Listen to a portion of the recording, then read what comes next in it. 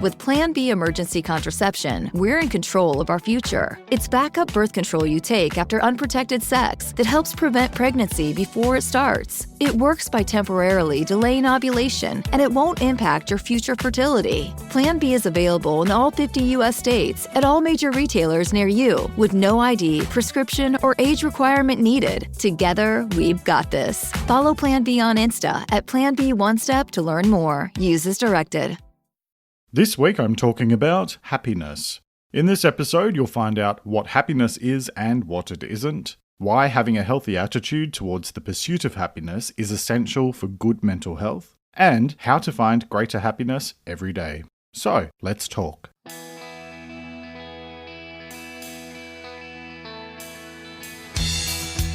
This is Let's Talk About Mental Health, a weekly podcast full of simple ideas for better mental health. I'm your host, Jeremy Godwin, and I'm an Australian writer and speaker who spent most of the 2010s dealing with severe depression and anxiety, and that led me to change careers to study mental health. In this show, I use my knowledge of psychology, sociology, and counselling, combined with my personal experiences of dealing with mental illness, to bring you a show full of ways to improve your mental well-being, one step at a time. Each week, I look at one specific topic and go through simple things you can do to improve your mental health. So, get comfortable and let's talk about mental health. Because the more we talk about it, the easier it gets. Hello and welcome to episode 61, and thanks so much for joining me. Continuing on from last week's episode about well-being, I announced on social media last week that I'm treating this year as the year of well-being here on the Let's Talk About Mental Health podcast, because happiness doesn't just happen, it takes work. So each week on the podcast, I'll be continuing to share simple ideas for better mental health and well-being, and I'll be exploring lots of different things that you can do every day to make a positive difference in your life. And it seems like only common sense that I continue on from last week's episode about well-being by exploring happiness this week. So I have lots of stuff to cover off on in today's episode. Now, before we go any further, by the time this goes out, it will only be a week and a half away from the very first episode of Let's Talk About Mental Health TV, which is coming to YouTube weekly starting on January the 21st, or if you're in countries like the US, Canada, the UK, Ireland, etc., January the 20th. There's a trailer video up now on the Let's Talk About Mental Health YouTube channel and on my website at letstalkaboutmentalhealth.com.au, which is basically just me having far too much fun with 80s music and special effects, so you can see what I did with my holidays. But there is a link in that trailer so that you can also subscribe to the channel. So I do hope that you'll check that out, and more importantly, I hope that you'll be joining me next week when the new YouTube show begins. This podcast will continue in the same format every week, and it sure would make me happy if you would subscribe to my YouTube channel and watch the new show when it lands. And so speaking of happiness, let's talk about happiness. So last week in episode 60, I talked about well-being and how it's affected by many different factors such as our relationships, diet and exercise, sleep, leisure activities, self-esteem, etc. And I touched on the idea that well-being is not just about feeling happy all the time, but instead it's about flourishing. So part of that involves being really clear on what happiness is and what it isn't. So let's look at some definitions. So what is happiness? Happiness can be defined as contentment, satisfaction, pleasure, and joy. Ultimately, it's an emotion. And the thing about emotions is that they are not permanent because they're subject to our internal and external circumstances. Why do I say that? Because it's important to state up front that happiness is not a goal that we can chase. Happiness is an outcome.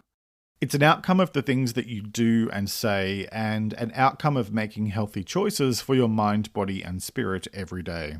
It's made up of a whole bunch of stuff that I've covered in previous episodes. Self-care, self-esteem, kindness, resilience, letting go, mindfulness, forgiveness, boundaries, optimism, gratitude, finding balance. I mean, look, I could sit here and list pretty much every episode of Let's Talk About Mental Health, but hopefully you get the message. Happiness involves coming at your overall mental health and well-being from multiple angles by doing things every day to help yourself be the best version of yourself possible. I like to look at it this way. Happiness is less about being happy or the state of being happy than it is about being more and more satisfied with your life.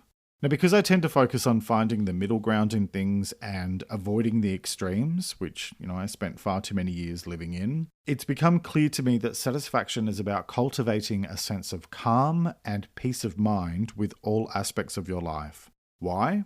Because that way you're prepared to deal with the inevitable ups and downs that will come your way, since those things are inevitable in life. We lose loved ones, global pandemics occur, good television shows go downhill, all of these types of things. Given a choice between a baseline of frustration and dissatisfaction versus having a baseline of calm and satisfaction, it's hopefully fairly obvious which one is going to have the more positive effect on your mental health and your overall well-being. So let's also be clear that aside from not being a goal to be achieved, the idea of happiness is not a magic cure for all of your troubles. Have you ever purchased something to try to cheer yourself up? If you did, how long did that last for? The thing is that long-lasting happiness doesn't come from things like money, a new car, having the latest phone. Research indicates a fleeting amount of happiness can come from those things, but that we then generally return to our old baseline level of happiness, which is why we then start craving the next thing that we think will make us happy. Also, happiness is not the be-all and end-all of well-being. Simply being happy doesn't automatically give you well-being. Last week in episode 60, I talked about the PERMA model, P-E-R-M-A, which is used in positive psychology, and that stands for positive emotion, engagement, relationships, meaning, and accomplishment. And that model suggests that happiness is just one component of positive emotion, along with satisfaction, comfort, and gratitude, which itself is one component of the other four aspects of PERMA. So in other words, on its own, the pursuit of happiness doesn't magically create well-being because it misses out on all of those other aspects. Now, I'll add the link to an article about that in this week's transcript, which is actually the same one that I used last week from the Black Dog Institute. And if you're interested, it's probably a 5 to 10 minute read, and it gives you a really good overview on well-being. And especially with this being the year of well-being here on the podcast, you may find it really helpful to have a bit of a look at that. So the link's in the transcript at letstalkaboutmentalhealth.com.au/episodes. So moving on, why does having a healthy attitude towards happiness matter? And I've talked about this healthy attitude towards things quite a fair bit before. Let me explain first what I mean by a healthy attitude when it comes to happiness. What that means is that you see happiness as being an outcome, not a goal to chase after. Because if you chase after happiness, then you will be very unlikely to find it, because it is a product of what you do and say, rather than being something that you can just achieve because you will it to happen or because you've achieved success. There's a great quote from the Russian ballerina Anna Pavlova, which is, "When I was a small child, I thought that success spelled happiness. I was wrong. Happiness is like a butterfly which appears and delights us for one brief moment, but soon flits away." When I was researching this episode, that butterfly analogy seems to be a bit of a popular one. There was another quote by the American writer Nathaniel Hawthorne, which I quite liked, which is, "Happiness is as a butterfly, which, when pursued, is always beyond our grasp, but which, if you will sit down quietly, may alight upon you." And so the thing is that being able to let happiness come to you rather than chasing it fruitlessly allows you to live a life that is calmer and, frankly, less chaotic. Some of the things that people do in the name of chasing happiness are just ridiculous, but hey, each to their own. Part of this is also about the way that we think about happiness and finances and all of these different things. And let's talk for a moment about a place where greater happiness is seen as being more important than economic matters: the Kingdom of Bhutan. So Bhutan is a landlocked country in the Himalayas, and it has a population of roughly 750,000 people. And back in 1972, the king expressed an idea that, and for this I quote from the World Health Organization here, "Development should be determined in terms of the happiness of the people rather than in terms of an abstract economic measurement such as gross domestic product or GDP." The link for that is in the transcript. And so this idea that was originally expressed from the King of Bhutan in 1972 then turned into the adoption of a very different measure, gross national happiness. Now, what does that mean? Well, again, let me quote from the World Health Organization. "Gross national happiness connects Bhutan's development goals with the pursuit of happiness. This means that the ideology reflects Bhutan's vision on the purpose of human life, a vision that puts the individual's self-cultivation at the center of the nation's developmental goals, a primary priority for Bhutanese society as a whole, as well as for the individual concerned. And the link for that is in the transcript. Now, clearly we differ about the use of the word pursuit within that, but putting that to the side, what that means is that gross national happiness as a measure for Bhutan covers 9 key areas, which include psychological well-being, community vitality, ecology, time use, cultural diversity, good governance, standard of living, education, and health. So those 9 areas are things that are seen to increase happiness, or if they're not handled well, can decrease overall happiness. And each of those areas have specific indicators, which if you're interested in exploring this a little bit further, there's a table in that document on page 11 that gives all the information. But the point here is that it underpins policy decisions in Bhutan and projects that happen throughout the country. Now, is it perfect? No. Is any system? No.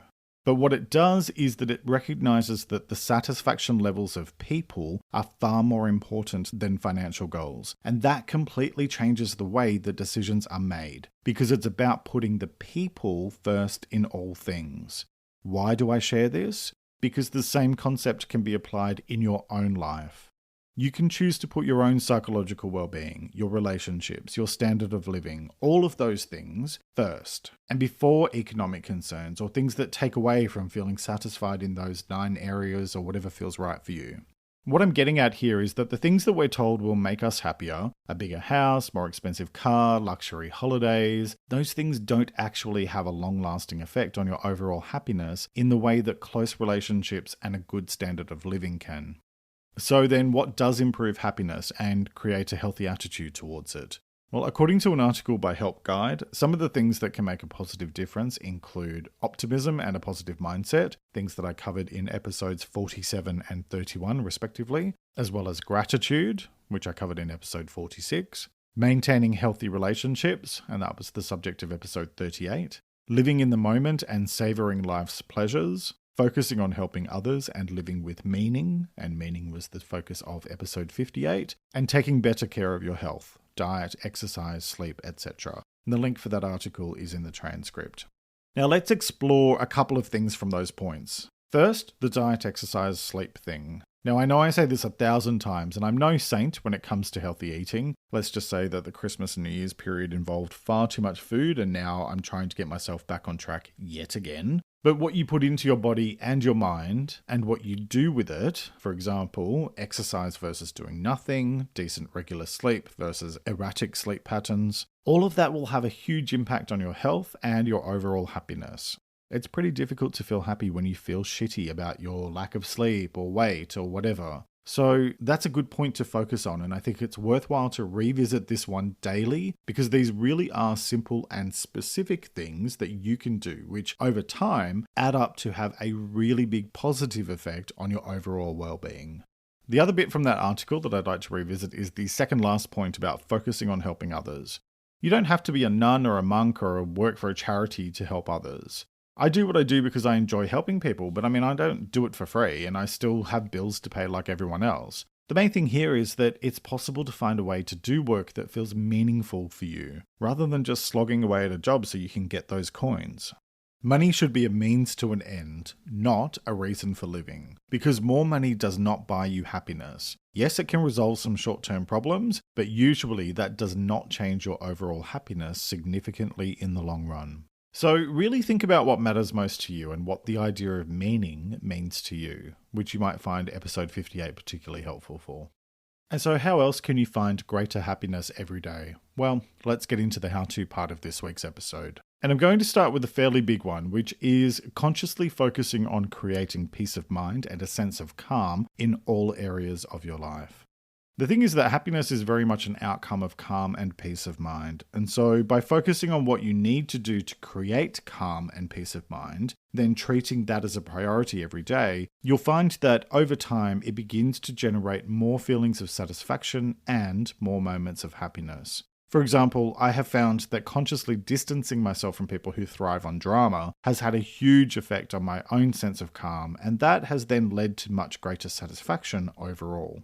Now, even though this first idea might sound pretty simple and straightforward, it's probably the most challenging because, let's face it, most of us have complicated lives since that's just the way the world works. So it does require time and effort and perseverance. And well, how do you do that? Well, you start by reflecting on all areas of your well-being. In other words, the 6 areas that I talk about all of the time in this program, being your physical, mental, spiritual, social, emotional, and financial well-being, and consider what is working for you versus what is not working for you.